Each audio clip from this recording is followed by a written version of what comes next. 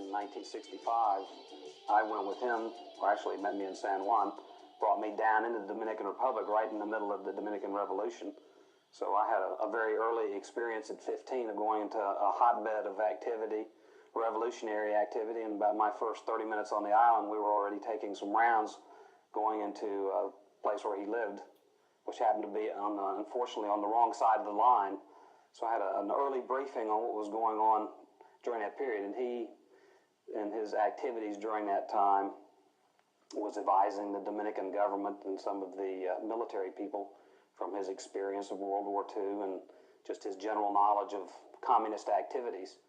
So I had quite an experience with him, meeting all of the top Dominican people, all of the top U.S. military people, and a lot of friendships were formed with people that would later on be involved in the Vietnam episode, the gun development, and things that took place after 1965.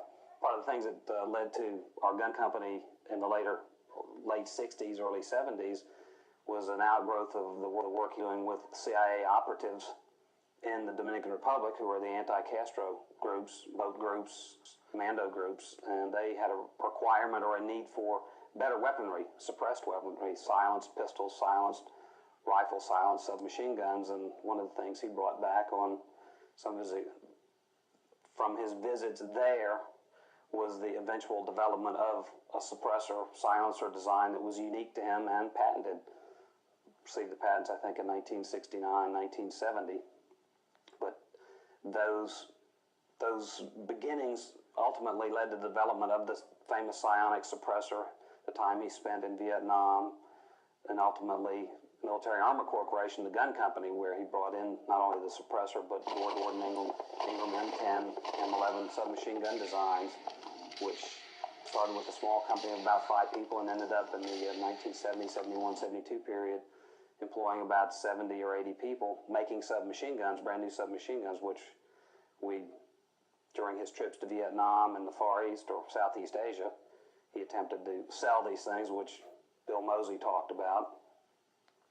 But we built a gun company, and during this entire period, he had a lot of international exposure, a lot of national recognition for the things he had done, and the old boy networking of all of his friends from Vietnam, from World War II, the military circles, and he became rather well documented in the media. My father's wartime experiences and the experiences in Southeast Asia and our gun affiliations ultimately led to him being really considered to be an expert on counterterrorism operations, terrorist control, anti-communist battling, be it small wars.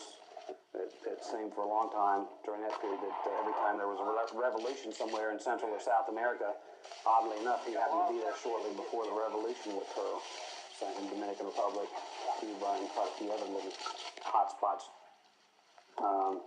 His expertise developed and was given play in the media. People would seek him out for advice and counsel on planned operations or things that they would like to talk about. So he really became sort of the reigning chieftain of information, and people came to our place in Powder Springs all the time to discuss various activities that they were considering.